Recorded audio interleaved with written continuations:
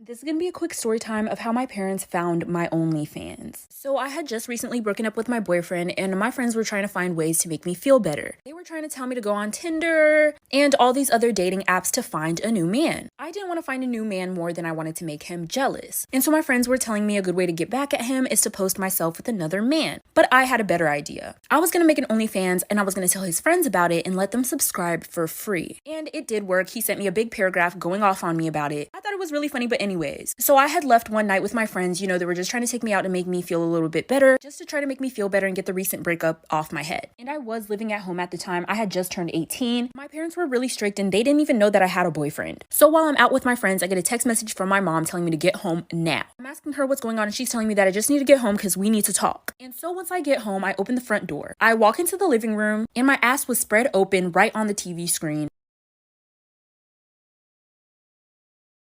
So this is going to be part 2 of how my parents found my OnlyFans. So I get home from hanging out with my friends and I see my OnlyFans on the TV screen. My mom is acting like she just saw the Holy Ghost. My dad is shaking his head, just mad disappointed. For some reason, my little brother was sitting over there on the couch. And I'm like, what are y'all doing? What is this? Why would you put it on the TV? Our TV was a smart touch screen TV and you could connect your phone to the TV, but I didn't understand why it was on the TV screen with my little brother right there. So my mom's yelling at me like, so is this what we are? Is this what we do? She's telling me if I'm going to be acting grown, then I'm gonna have to find a different place to stay because I'm not about to represent our family like this. So I told her that it was just a quick way for me to make money and she told me that I was lying. And then she proceeded to show me a text message that she got from my boyfriend telling her that I had let his friends subscribe for free and that I was going down the deep end and I need to be talked to. I don't know if I said ex-boyfriend or not, but it was my ex-boyfriend who had sent her that text. So I told him that I would delete my OnlyFans and this is what I said to my ex-boyfriend like for part 3.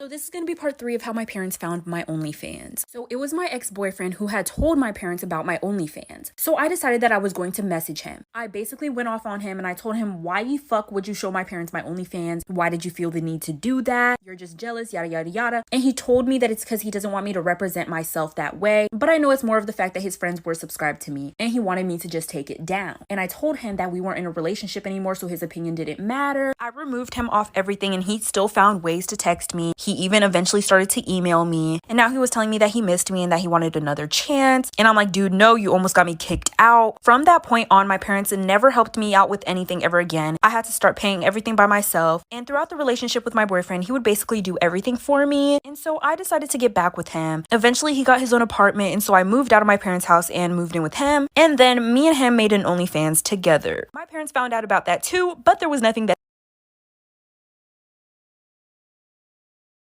Storytime about how I was groomed for almost 2 years and didn't even know it. So a little background information. When I was 15, my house burnt down, and I went into a little bit of a depression. So after losing everything, my 6 siblings and I had to move into a 3-bedroom place with my grandparents. And a month or so later, I was looking for friends. Someone to talk to or pretty much anything that would just make me feel better. Well, this guy messaged me, and he said, "You're pretty as shit." And I'm 15, so a bitch was excited. Well, 2 weeks later, I asked my mom if I could go over my friend Samantha's. And of course she said yes, because I had stayed with Samantha a lot during this time. Also because there was barely room for any of us in this 3-bedroom house. So a little background information on my parents. My mom had been a police officer for 12 years. Sadly, she had to retire because of a neck surgery. My ex-stepdad was and still is a police officer today. Anyway, so my mom asked for pictures whenever I went over Samantha's to make sure I was really there. Like for part 2.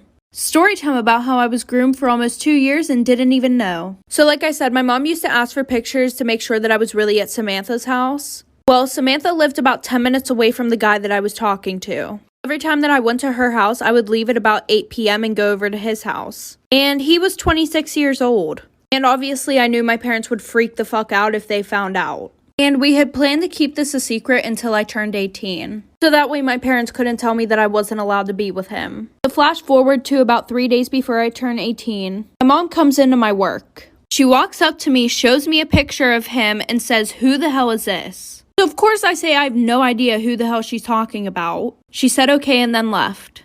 Well, as soon as I got home, her and my dad were sitting in the living room, waiting for me to explain who that man was. So I told them everything. They decided not to take legal action, but my mom explained to me that I was so young and he took advantage of me and stuff like that, so I never saw him again. Story time of why I'm terrified of ever babysitting again. I started babysitting for this one family in the summer of 2019. I have my information for babysitting online, so people contact me. So the mom contacted me and said she wanted me to babysit for her 3 kids. So we set up a time and schedule. She gave me her address, the usual. So when I got to her house, she had already left like 5 minutes before I arrived, and I see the kids sitting in the living room watching TV. But then I see this man walking down the steps. This man, who I was assuming was the dad. He asked me who I was, and I said I was the babysitter and that I sorted things out with the mom, and if he wanted to make sure he could call her. Well, he told me that he was the dad and that he knew I was coming. He just didn't expect me to come so early and so suddenly. I was kind of confused as why they needed a babysitter if he was already there. So I was like, okay, so he wouldn't be able to get into the house if it wasn't actually the dad, so it has to be him. Well, the mom texts me and says she's on her way home, so I put the kids to sleep and then I go home. Half an hour later, I get a text from the mom saying the kids are gone. When I described that man I saw, she said that sounded a lot like her ex-husband who has a spare key to their house. Part 2 of why I'm terrified of babysitting again.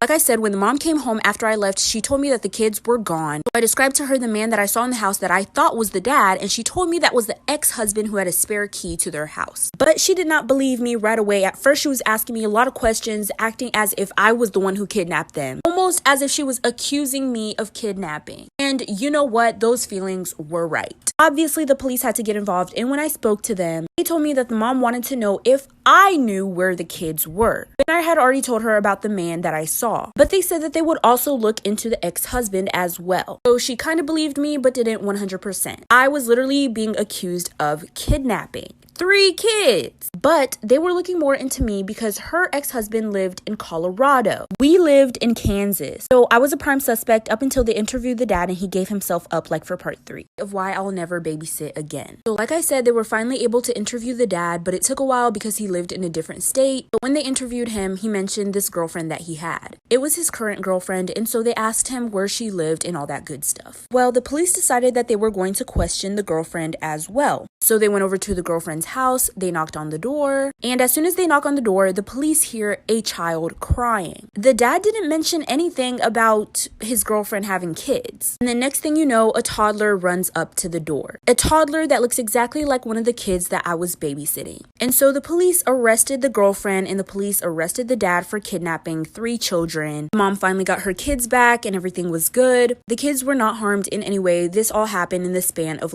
a week or 2. The mom actually ended up coming to me and personally apologizing about how she acted. I told her it was no biggie because anybody would act like that in a situation where their kids were gone. And I continued to babysit her kids. Extremely creepy story time on how my aunt passed away. So a little background information. About 5 years ago, my aunt had gotten pregnant. It was really weird because a few months before she got pregnant, the doctor told her that she would never be able to have kids. And her husband had been trying for years. Well, I think 2 weeks after the baby was born, it had passed away. And I don't really know why. For some reason, my mom won't tell me. Which is weird, but anyways, after that, my aunt just felt like a lot of things weren't going the way that she wanted them to in her life. So she decided to get closer with God. Well, every Sunday night, we go to my grandparents' house for a family dinner. And while we were there, my aunt starts going on this whole rampage. She said that God's not giving her the answers that she needs, and I don't really know what she means by answers. So my grandparents kick her out because she's acting like a psycho. Well, the same night at 3 a.m. in the morning, we hear a knocking on the door. And lo and behold, it's my aunt. So my mom lets her in because she feels bad and feels like she's the only one that will actually listen to my aunt. So she makes everybody sit at the kitchen table. And she pulls out a Ouija board from her bag, for part 2. Creepy story time about how my aunt passed away, part 2. So like I said, she makes us all sit down at the kitchen table and she pulls out a Ouija board. She was like, I found out how I can get some answers. I just feel like I need you guys around me for positive energy. And my family is very, very religious. We don't fuck with that shit. But because my mom felt bad for her, she let her use it in our house. But my mom didn't want my sisters and I around that, so she just sent us to bed. Well, the next morning, I wake up and I ask my mom what happened with the Ouija board situation. My mom just said that it was really scary, because before she thought it was a load of bullshit, and she said that her and my dad didn't touch the Ouija board, because like I said, they were very religious and did not mess with that stuff. But apparently, it said for her not to buy a house with the numbers 2815. Well, 2 years later, my aunt got remarried, and her husband ended up having 2 kids. So they bought a new house, and no, it didn't have the numbers on it. One of their kids accidentally shattered the glass door, so they went and got a new one, and it came with those exact numbers on it. 2 days later, the house burnt down and nobody survived.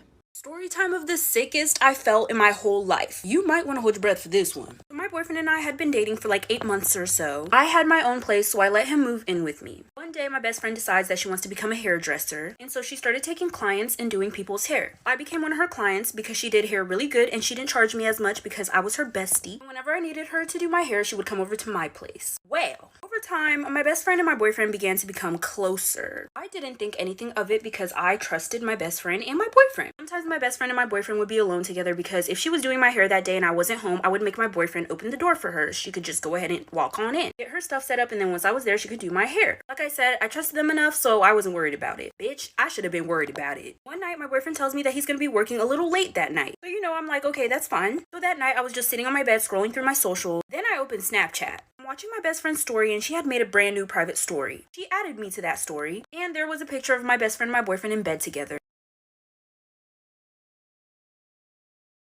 This is gonna be part 2 of the sickest I felt in my whole life. The pain in my chest when I saw the picture of my best friend and my boyfriend in bed together. I started heaving. I was wheezing, like, so I was thinking to myself whether I should slide up and say anything, or if I should pull up to her house and whoop her ass. They had to have been at her house because that man had no place to go. That's why he was living with me. This man is over here homie hopping. Meanwhile, he don't even got a home. Although I was very upset, I was surprisingly calm. I decided that I'm not gonna pull up and beat both of their asses. I decided that I was just gonna take his stuff and throw it out the door. And as I'm walking to his room, I hear what sounds like a window is opening. And it sounds like it's coming from my boyfriend's room. So I keep walking to his room to check out whatever this sound is. I walk in there. And there my best friend and my boyfriend are sleeping on the bed that I bought him in my house. Bitch, like for part 3. This is gonna be part 3 of the sickest I felt in my entire life. Like I said, I walked in the room and saw my best friend and my boyfriend sleeping. I'm like, okay, we taking naps, bitch, in my fucking house. Let's take a fucking nap, then I'm gonna put both of y'all to sleep. So my boyfriend actually looked like he was sleeping, but I could tell that my best friend was faking it because she had just posted that snap only 10 minutes ago. It was clearly intended for me to see. So I walk up to the bed. I go over to where my boyfriend is sleeping, and when I tell you, I smacked the shit out down there, whacked that nigga like I was trained for it. Meanwhile, my best friend's over there like, oh my god. I'm like, bitch, I'm about to get to you. But right now, we focus in on him. But I'm gonna get to you, I promise. So I lift the covers off of them, and I see that they're both naked. So that's really when I started pouncing on him, scratching him, biting him, all that good stuff. Meanwhile, my best friend's over there trying to put her clothes on so she could go. Girl, you ain't going nowhere. Because after I was done pouncing on him, I charged towards her. Like for part 4. This is gonna be part 4 of the sickest that I felt in my whole life. So I had just gotten done beating up my boyfriend after catching him with my best friend. As I was beating up my boyfriend, my best friend was getting herself together so she could go. Like, where are you going home, girl? Our business isn't finished here, bestie. So I charge towards her and she's ready because she knows I don't play that. And she puts up her fists. I run up to her, she tries to swing, dodged it. I grab her hair and I drag her to the door. Maybe not the bedroom door. The front door. Dragged her all the way out and kicked her out the door. I locked the door, then I went back to my boyfriend's room, cussed him out a little more, and started packing his stuff up for him. I tell him that he has one day to get all of his stuff and leave, or else I'm burning it. I cut my friend off completely because she did some weird ass shit. I don't know why she would do anything like that, and I wasn't about to ask questions because I didn't give a fuck. My boyfriend was over there trying to beg me to stay, trying to say he was sorry, and I just was not having it. So I cut them both off. Girl, the hairstyles and diddly wasn't that good. It was not that good to keep them around. Fuck them.